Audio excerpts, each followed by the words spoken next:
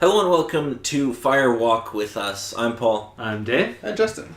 So this week we're talking about the first two parts of Twin Peaks: The Return. And I'm very confused. I think everybody is very confused. Okay. I'm glad I'm on the same page as everyone. Alrighty, so at this point this takes place 25 years after the previous season. Yes. Yeah, that's what I can assume. Was it anything like you expected? No. What were you expecting?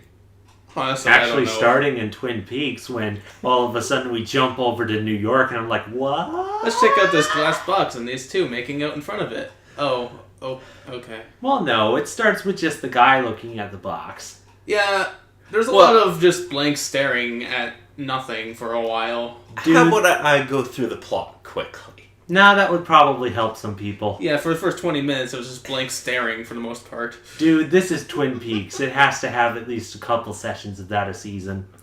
Okay, so in part 1, FBI agent Dale Cooper remains trapped in the Black Lodge. The fireman tells him to remember 430 and Richard and Linda.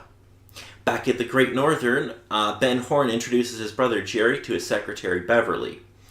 Deputy Chief Hawk gets a call from the log lady who tells him evidence relating to Dale Cooper is missing. In a New York City warehouse, a young man, Sam, is employed to observe a glass box. When the security guard is absent, Sam and a young woman, Tracy, are visited by an androgynous entity that materializes in the box and murders them. Mm-hmm. In Buckhorn, South Dakota, Cooper's doppelganger, a sinister, long-haired man with black irises, retrieves two associates, Ray and Daria. Police find the severed head of a Buckhorn librarian, Ruth Davenport, placed on the headless corpse of a John Doe. Local principal Bill Hastings' fingerprints are found and he is arrested. Hastings denies guilt, but fumbles his alibi. And then in part 2, Hastings' wife visits him in jail and is later murdered by Cooper's doppelganger. In Las Vegas, businessman Duncan Todd sends money to an unseen woman for a future job. Cooper's doppelganger employs Daria, Ray, and Jack to obtain information. Perceiving that Jack and Daria have turned on him, he murders them. He has plans to avoid his due return to the Black Lodge and has a telephone conversation with someone he believes is missing FBI agent Philip Jeffries, who mentions Major Briggs and Bob, the evil spirit inside the doppelganger. The doppelganger sets out for the South Dakota prison where Ray is imprisoned. Hawk approaches the entrance of the Black Lodge near Twin Peaks. Inside the Black Lodge, Cooper encounters the one-armed spirit Mike and murdered schoolgirl Laura Palmer, who opens her face revealing light. The arm, who's evolved into a skeletal tree, says Cooper's doppelganger must return before Cooper can leave. The arm's doppelganger attacks Cooper and he falls into the box in New York, as Sam welcomes Tracy. Then into space. In Twin Peaks, Shelley flirts with Red while her friend Renee notices James Hurley staring at her. And then we have a musical performance and roll credits. Yes. Yeah, that's about right. Yes, it is. Yes. So, the first thing in the new Twin Peaks we start off in the Black Lodge. Yes. Which, is nice visuals, I'd say. I love that it's shot in black and white. It looks so good. Oh yeah, to start with that sort of thing. Yeah. I enjoyed the wonderful spinning motion that they decided to do with transitions in the Black Lodge during the start and through little bits. It's very disorienting. Oh, yes. Definitely. And it's going to get more interesting later. Like all the stuff that's already happened in the two parts as it is hasn't been interesting enough. We're going to get more into the Black Lodge in the next couple episodes. Oh, yay. Okay, so when we finally get back to the quote-unquote real world, we see Dr. Jacoby living in like a motorhome or something? Yeah, some sort of a trailer or something? Yeah. And he gets a delivery of shovels. Tons of shovels. Yep. Yeah, like 2 huge boxes of shovels. What's he gonna need all the shovels for? Any ideas? Nope. Just gonna bury the bodies? Nah, I Think don't think somebody- it's anything that crazy. It's either A, he's trying to dig at something and he breaks a lot of shovels trying to dig at it, or B, he's using shovels as parts to build crazy art statues. He's got to shovel himself out of the shit. Okay. Well, sure. Jacoby's only been in that one incidence of shit. How did he get into a whole bunch more shit? It'll make sense later. Oh dear. I'm sure it will. Then in New York, we go to a mysterious warehouse where there's this glass box Yes. with like an entrance from the outside. It's kind of hard to explain. And there's 4 or 5 cameras around it Yes. that are filming anything that happens in this box. Yes. And we see Sam, and he has to replace a memory card in one of these cameras. Yes. And we see that there's stacks of these memory cards that have been filled up, Yeah, yes. seemingly with nothing on them, basically, Yeah. other than a shot of this box. Seemingly. Any idea what that might be about?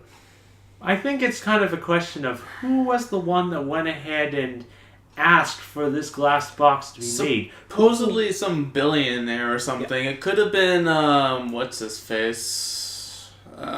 Name's escaping me right now. Although, we don't really know what happened to him. Who? Any descriptions? What was Cooper's sidekick's name that turned on him? Wyndham Earl? Yeah. No, Wyndham Earl kind of had that incident with Bob during the Yeah. season finale of season Okay, 2. I don't know then.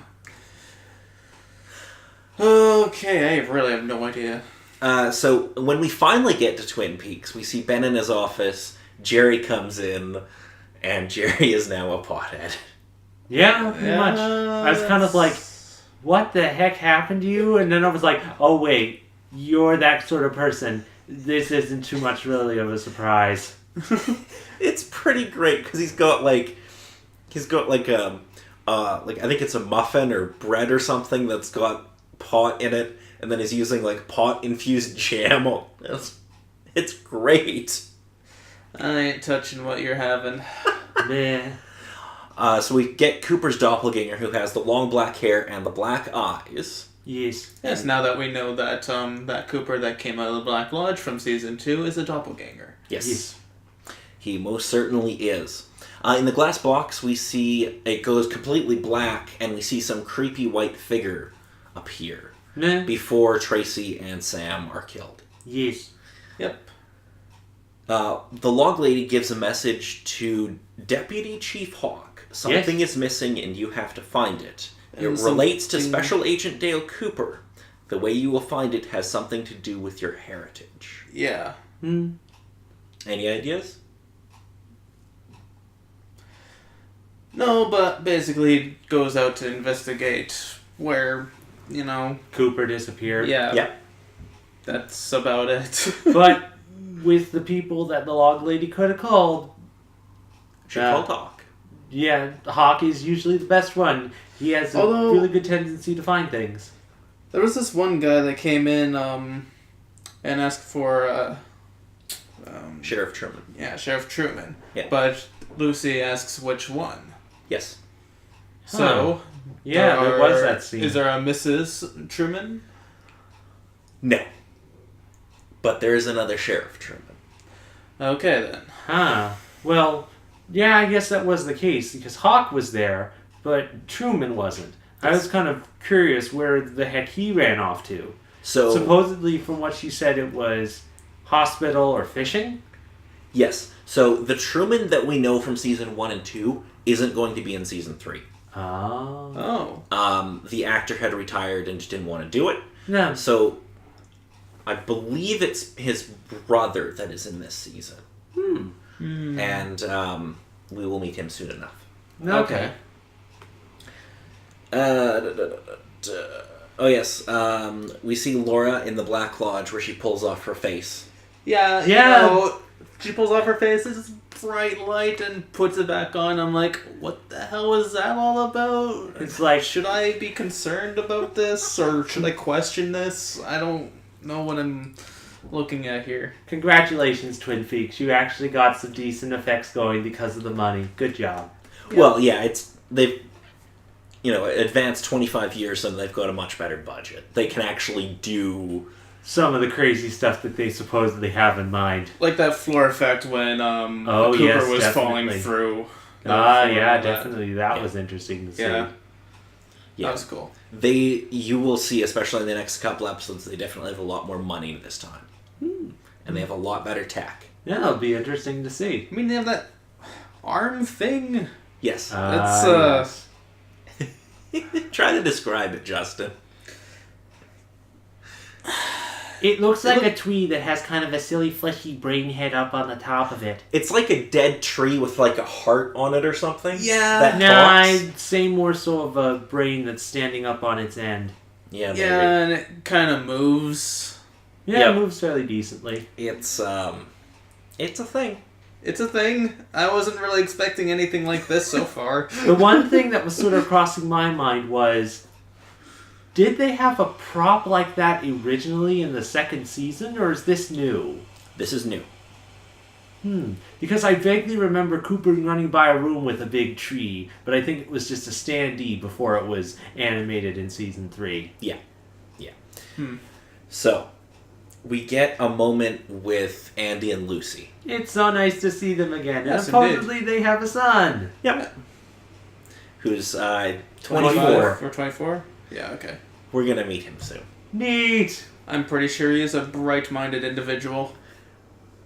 I can't. And supposedly will never shut up. The interesting. I kind of can't wait to see how you react to when you find out who plays him. Okay. I was fairly surprised with the person that was placed in prison for who played him. Which one? The gentleman that was put into prison. Okay. For that, when he played that part. In my case, I've mostly known him from the live-action Scooby-Doo movies. But, no, it was fairly decent to see him there. And acting-wise, he did a decent enough job for it. Yeah, they definitely have a lot more name people this time around. A lot of them don't necessarily make huge commitments to it. So Andy and Lucy's kid is only going to be in, I think, one episode for a scene. But they get a really big name to play him. Oh. And he's a interesting character. No, it'll be intriguing to see. Well, intriguing, and then it's either going to be amazing, like, he did a good job, or... It'll be a little bit of column A, a little bit of column B. Column A, column B? It'll be a little bit like, I didn't expect that, and then, I don't know about this. That was like B and C, where C, my apologies for people that can't see my facial expressions, but I'm wrestling with the fact and just about ready to go into a violent rage. But we'll see how it is. It'll be interesting. Let's just say he lives up to his namesake. Anyway, moving right along. Okay. What do you expect to happen for the rest of Season 3? Probably a lot of special effecty sort of things, and possibly a lot more craziness, since we have a couple new things to deal with from the looks of it. Well, there seems to be a slight objective of Cooper trying to, getting him out of the Black Lodge. Yes. That seems to be an objective, but who knows what will happen after the fact. Or if he'll even be the same person once he's out of there. Oh, true. Do you think Cooper will get out of the Black Lodge this season? Possibly. I want to think so. Do you think we'll get much time with Cooper? Or are we going to deal a lot more with his doppelganger? And I maybe, how do we know that there aren't more doppelgangers? I want to think that we'll probably spend quite a bit of time with his doppelganger. Okay. Because it did show quite a bit of him for the first couple episodes. Yeah. So there seems to be a plot centered around him. For sure. Yes. Also, Him he has being some a interesting entity. goals. Such as? An ace card with the picture of an ant on it. Yes. Indeed. So, That kind seems of to a be case relevant. A what? Have you seen this before? No? Okay, you can die. No, He it was does like kill a few this. people in this. Yes, This he is does. this is my goal. It's like, I don't know what that is. Well, Twin Peaks has done this from day one. Where Yeah, they'll I know. introduce something that seemingly doesn't make sense, but it will by the time you get to the end. Yeah. I just had a random thought, but I doubt it would have been the answer. What? It would have been an interesting idea. The card is supposedly representing anarchy. Maybe. The stuff that Cooper's doppelganger wants to do. Yeah, that's possible. Because I'm pretty sure it's fairly obvious, but Cooper, doppelganger Cooper, kind of has a thing of imitating Bob with how he kind of looks. In a way, well, yeah. he's inhabited by Bob. So a doppelganger can inhabit Bob.